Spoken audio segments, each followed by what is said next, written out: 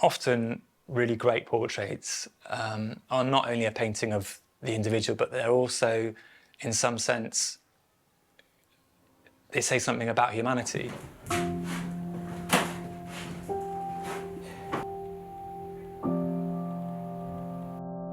I became an artist by accident, really. Initially, I'd had this idea of becoming a graphic designer. Much to the annoyance of my parents, I then switched and decided to do a fine art degree, and it went from there, really. I just love paint as a material.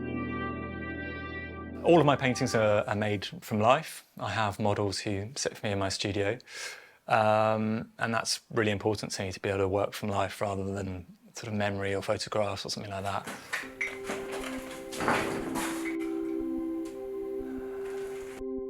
The model usually has a timer, and they time each pose, and it's usually pretty quick. It's sort of 3 or 4 minutes or something like that. So I work very, very quickly.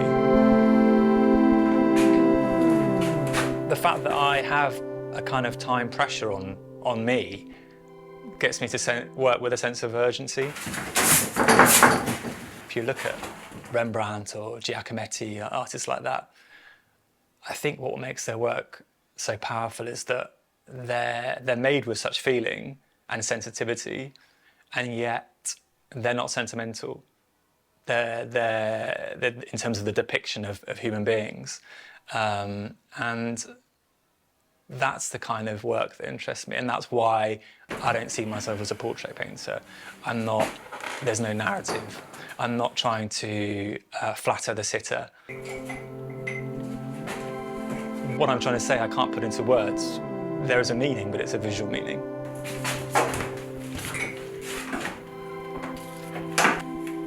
My work is very much about mark making and using a wide kind of vocabulary of different types of mark in order to try and convey what it is I wanted to say.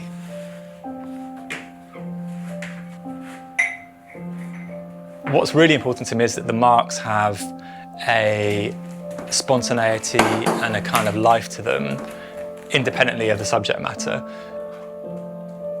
The recent paintings in this exhibition are generally all of the same model, actually, called Sean. They were made over sort of last autumn and this winter. They are a continuation of the work I've made in the past, which is figurative, black and white. In some ways, they're probably more minimal than other pieces I've made. Although I'm interested in depicting light and dark and light and shadow, I don't want the paintings to only be about that. It's really important to me that they're also, I'm not just describing the information that's coming through the optical nerve, they're also paintings about what it feels like to have a subject in front of you.